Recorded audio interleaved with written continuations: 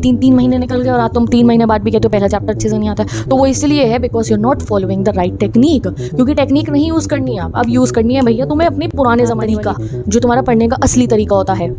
पढ़ना है, हवा नहीं बनाना है, नाटक नहीं करना है, पढ़ना है बस, ठीक है। तो क्या करना है आपको? Welcome to the channel, it's me Simran Sahani. तो कैसा रहा तुम्हारे स्कूल का समर वेकेशन के बाद वाला पहला दिन? सबसे पहले तो मुझे कमेंट सेक्शन में ये बता दो कि हाउ वाज योर डे, ठीक है। आई होप बड़े मजे आए होंगे तुम्हें स्कूल जाके इतने दिनों बाद, और जो है बहुत सारा डर भी लग गया होगा क्योंकि अब तुम्हें स्कूल में बता दिया गया होगा कि आपके हाफ ईयरली शुरू होने वाले हैं। किसी किसी के तो मिड अगस्त से ही हो जाएंगे, किसी के सितंबर में होंगे। तो मेरे प्यारे प्यारे भाई बहनों, चाहे आप क्लास 10th में हो या फिर आप क्लास 12th में हो, और आप किसी भी स्ट्रीम के हो, इधर कॉमर्स, साइंस या फिर ह्यूमैनिटी स्ट्रीम के हो, सभी स्टूडेंट्स के लिए ये हाफ ईयरली आपका नेक्स्ट गोल है। आई नो आपका एक मेन गोल है, वो क्या है कि आपको 99% लेकर आनी है अपने बोर्ड एग्जाम में, बट वो मेन टारगेट तब अचीव होगा जब आप इन 4 टारगेट्स को ना, जो 4 आपके सामने आएंगे, कौन से? आपके हाफ ईयरली, आपके प्री बोर्ड्स, आपका सेकंड प्री बोर्ड, आपका प्रैक्टिकल, उनको भी बहुत बढ़िया से फोकस करने वाले हो। तो वो 4 टारगेट का भी पहला टारगेट आपको मिल चुका है। अभी जुलाई 1 स्टार्ट हो गया।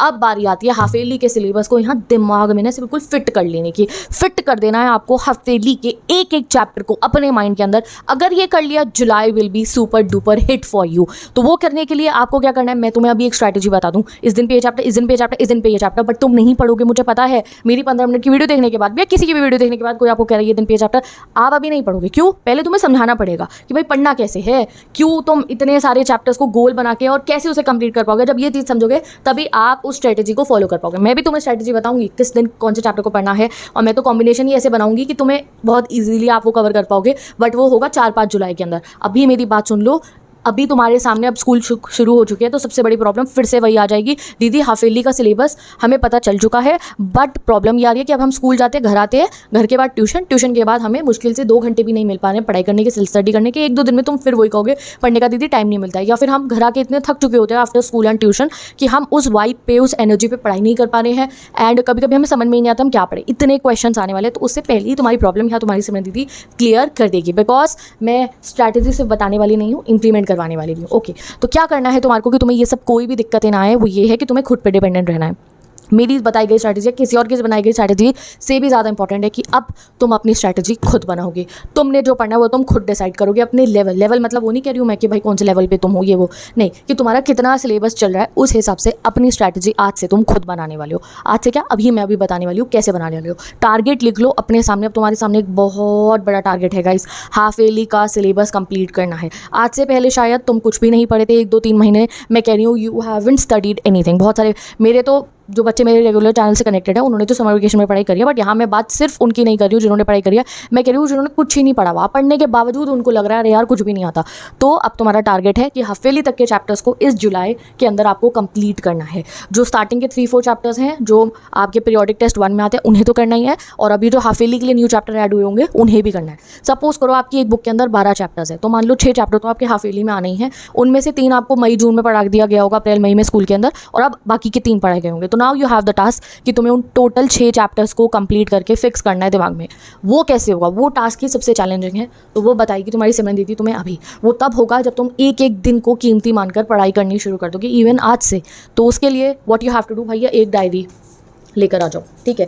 आज पेपर पेन की ज़रूरत पड़ने वाली है वीडियो में, वैसे तो मैं कभी कहती नहीं हूँ, बट आज पड़ेगी ज़रूरत, और वो इसलिए जिससे तुम अपना प्लान खुद बनाओ, ठीक है। ये देखो, कोई भी एक डायरी घर में ढूंढो, ठीक है। नहीं है तो एक जो छोटी वाली कॉपी होती है ना वो खरीद के लाओ। You don't need a very big register, क्योंकि बिग रजिस्टर में अगर प्लान बनाओगे तो वो तुम्हारे जो मेजर रजिस्टर्स है ना सारे के सारे, उनके साथ वो मिक्स हो जाएगा, मिलेगा नहीं। तो you have to grab a diary, something like this, कुछ भी आप अपना अरेंज करो, और उस पर तुम्हें क्या बनाना है, आपको डेली क्या पढ़ना है लिखना है। और डेली से मेरा मतलब है नेक्स्ट 5 डेज़ में आपको क्या पढ़ना है आप खुद से लिखोगे। ये देखो आप यहाँ पे, आई होप आपको विजिबल हो। यहाँ पे मंडे, जैसे कि आज तो मैं वीडियो थोड़ा लेट कर रही हूँ, तो शायद तुम्हें इतना टाइम ना मिल पाए। वीडियो 7 बजे तक अपलोड हुई तो 12 बजे का टाइम होगा आपके पास, उतनी देर में एक चैप्टर आप पढ़ना ज़रूर है इंग्लिश का।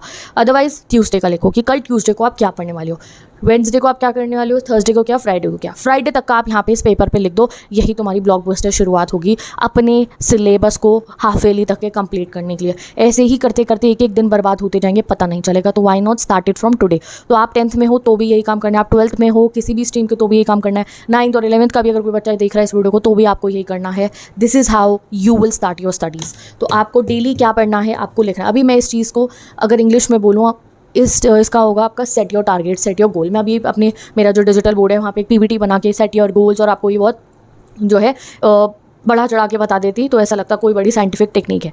बट मैं यहाँ पे तुम्हें यहाँ टेक्निक बताने नहीं आई हूँ। मैं सीरियसली मैंने देख लिया इन 3 महीनों में, even though after giving you strategies, बच्चे इसी स्टेज पे हैं, दीदी अभी भी कुछ नहीं आता, तो भाई अब भाई बहनों की तरह ना तरीके से बात करने की ज़रूरत है। जैसे मम्मी जब हमें पढ़ाया करती थी ना 5th क्लास तक, या ट्यूशन वाली दीदी के घर हम बैग टांग के जाते थे और वो हमें पढ़ाती थी, तो 5th 6th तक हम ना बिल्कुल एक A+ वाले स्टूडेंट की कैटेगरी में रहते थे, या अगर A+ भी नहीं तो यार एवरेज तो कभी नहीं थे। ऐसा तो कभी नहीं था कि 3-4 चैप्टर स्कूल में हो चुके और हमें उसके क्वेश्चन आंसर बिल्कुल दिमाग में फिक्स ना हो। अगर डिक्टेशन हो तो डिक्टेशन के हमें लिखनी ना आती हो, वो नहीं, मम्मी हमें बिल्कुल अच्छे से प्रिपेयर कराती थी, कुछ पेंडिंग रहने ही नहीं देती थी, ऐसे पढ़ाया करती थी। और घर में जो हमारी ट्यूशन वाली दीदी होती थी, अगर उन्होंने बोला कल 5 चैप्टर का टेस्ट है तो वो 5 हम पढ़ के जाते थे और A+ की, और मतलब मान लो वो ले ही आते थे वेरी गुड। गुड पे भी दुख होता था कि दीदी ने आज वेरी गुड नहीं दिया, एक्सीलेंट नहीं दिया ट्यूशन वाली दीदी। तो क्या करना है आपको, डेली का लिख लो आप अपना। ये काम ना हमारे जो हमारे जैसे हम जो छोटे थे तो हमें मम्मी पढ़ाती थी, तो ये चीज़ वो ध्यान रखती थी, ठीक है मंडे को ये करा देंगे, ट्यूसडे को ये, वेडनेसडे को ये, थर्सडे को ये। अब तुम्हें खुद रिस्पॉन्सिबल बनना है कि अब तुम्हें खुद देखना है कि मैंने मंडे को ये पढ़ना है, ट्यूसडे को ये, वेडनेसडे को ये, थर्सडे को ये। 5 डेज़ का, इसको मैं मिनी चैलेंज कह सकती हूँ। 5 डेज़ का आप यहाँ पे लिख दो।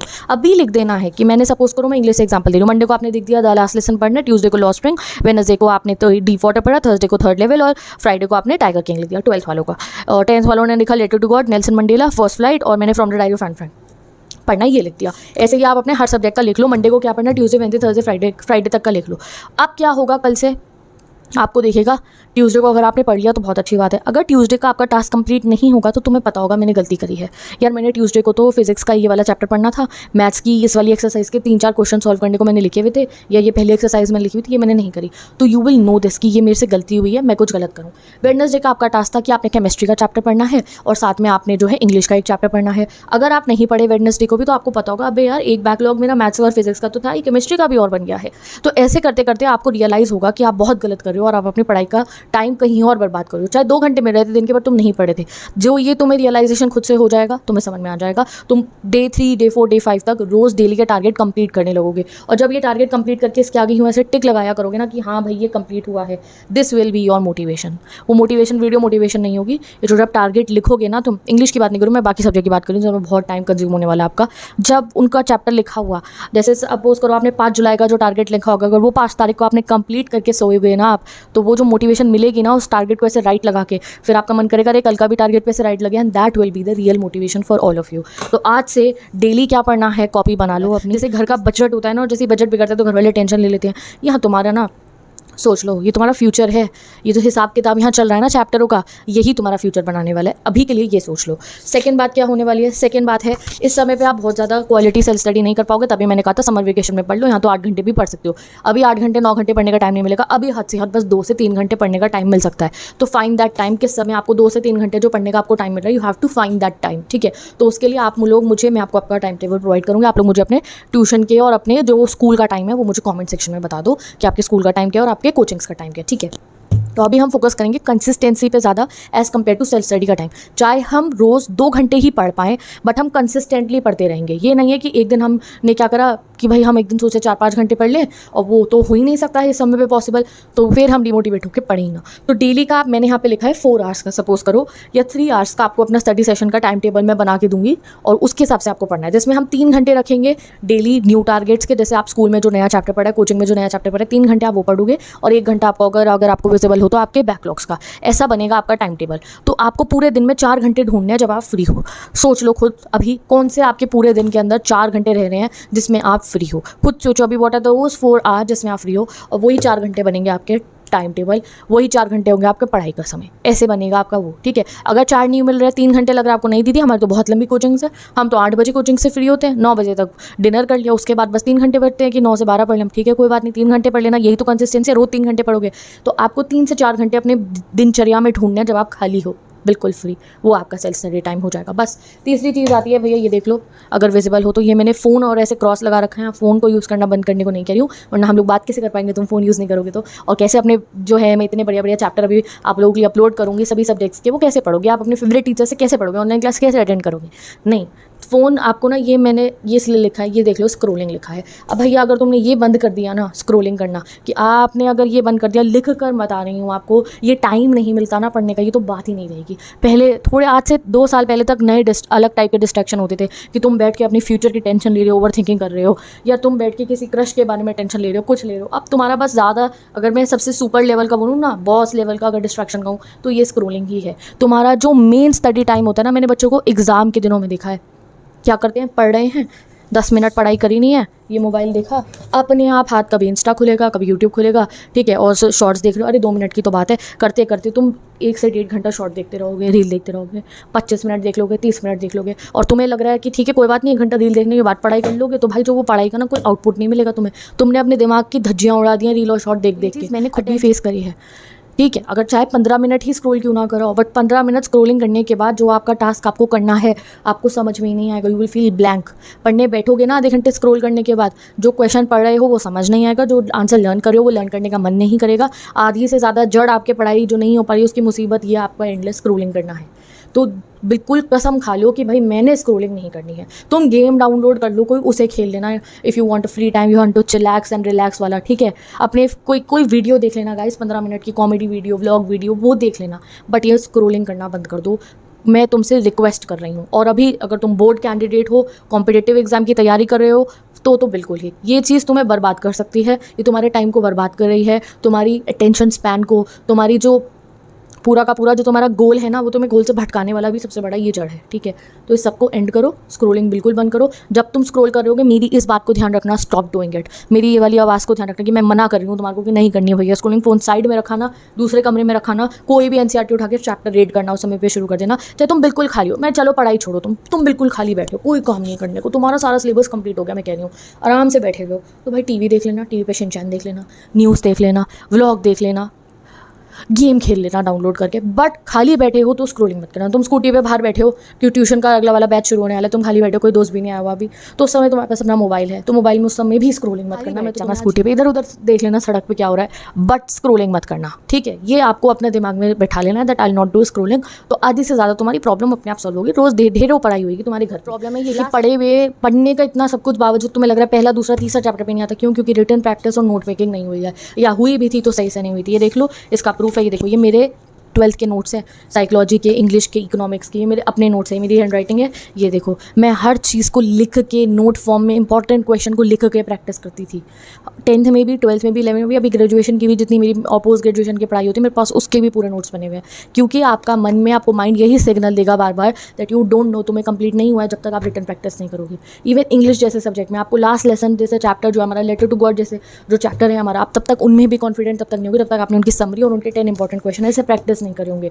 तो अब से रोज़ डेली नोट मेकिंग करनी है, डेली रिटन प्रैक्टिस करनी है। आप कोचिंग में एक अपना रजिस्टर लेकर जाओ, उसमें नोट्स बनाओ, घर आके डेली रिटन प्रैक्टिस करो। चाहे थ्योरी सब्जेक्ट है उसकी बात करूँ, न्यूमेरिकल जैसे रोज सॉल्व करते हो ना घर आके एक्सरसाइजेस को, वैसे ही थ्योरी सब्जेक्ट में जो पढ़ा है उसके नोट्स बनाने घर आके। कल आपको बता दूंगी नोट्स बनाने का राइट वे क्या है। और विद दिस इस वीडियो को हम करते हैं एंड। 4 प्रॉब्लम है अभी आपके सामने, 4 नहीं, प्रॉब्लम 2 है, 2 मैंने सॉल्यूशन बताए आपको। पहला सॉल्यूशन था आपका कि आपको ये डायरी बनानी है जिसमें आप डेली क्या पढ़ना है लिखोगे और डेली उसको कंप्लीट करोगे।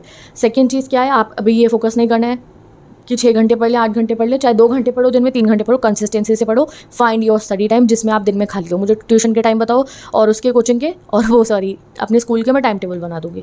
तीसरी चीज़, स्क्रोलिंग नहीं करोगे, टाइम ही टाइम मिलेगा पढ़ने का। एंड फोर्थ चीज़, जो इतना पढ़ने के बावजूद यू आर ब्लैंक, वो इसलिए क्योंकि रिटन प्रैक्टिस नहीं हुई है। तो रिटन प्रैक्टिस करने के लिए तैयार हो जाओ, कल नोट मेकिंग का बेहतरीन वे बता दूंगी। एंड फिर मिलेंगे हम आगे आने वाली वीडियोज़ में, जहाँ मैंने आपको कह दिया है कि आपको आपकी स्ट्रेटेजी विद चैप्टर्स, इस दिन पे ये पढ़ना है, इस दिन पे ये पढ़ना है, वो मिलेगी 4-5 जुलाई के करीब, जब आप पूरे प्रिपेयर हो चुके होगे, जब आप पूरे रेडी हो चुके होगे पढ़ने के लिए। जब आप अभी नया नया स्कूल खुलता है ना, अभी नहीं हो पाएगा कि मैं आपको 6 चैप्टर बता दूं कि यार ये हफ्ते में 6 कंप्लीट करने, नहीं, पढ़ने का आपका फ्लो बनेगा ही 4-5 जुलाई के बाद, तो तभी उनको डिस्कस करने वाले हैं। अभी जो एसेंशियल चीज़ें उनको कंप्लीट करो। अभी कुछ बच्चे तो हॉलीडे होमवर्क कंप्लीट कर होंगे शुरू के 2-3 दिनों में, तो कर लो, कोई बात नहीं, फिर आगे बात करेंगे, ठीक है जी। तो मैं चलती हूँ बैठ के, बेस्ट ऑफ लक। अगर दिस वीडियो हेल्प यू ना, तो प्लीज़ वीडियो को लाइक कर देना जरा अच्छे से आज, ठीक है, और चैनल को सब्सक्राइब कर लो एंड नोटिफिकेशन बेल को ऑन कर लो so that you will get the notification, ठीक है। तो बाय बाय, मिलेंगे हम नेक्स्ट वीडियो में and best of luck guys. और कोई टेंशन नहीं लेनी है, कोई लोड नहीं लेना है, बहुत बेहतरीन पढ़ाई आपकी होगी, और नहीं हो रही है तो मुझे पता हो, मैं बता दूंगी कैसे पढ़ना है। Bye bye.